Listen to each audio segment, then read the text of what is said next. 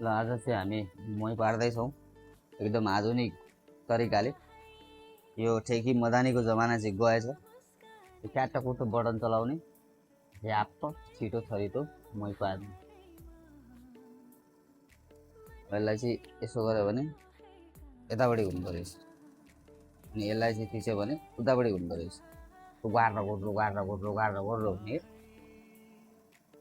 यो करिब करिब 5 मिनटमा त हुन्छ जस्तो लाग्छ मलाई। पनि मेरो आज पहिलो अनुभव हो एडभाइसमा है त, कस्तो हुँदो रहेछ।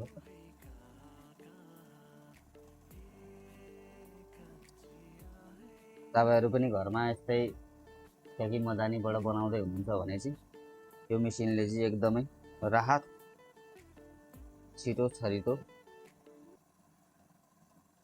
मही पार्न सकिन्छ। अब एकचोटि गरौँ गोर ल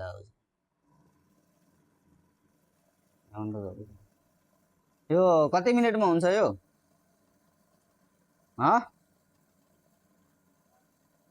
10 मिनट लागिहाल्छ यसले पनि।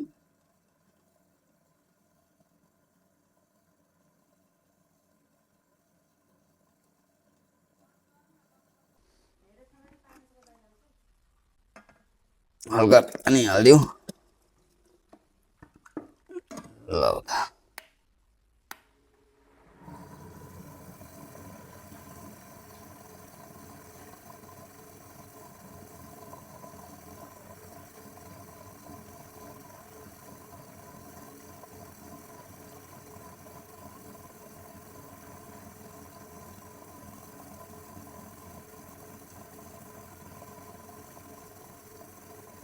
करीब करीब 10 मिनट में एकदम घिउ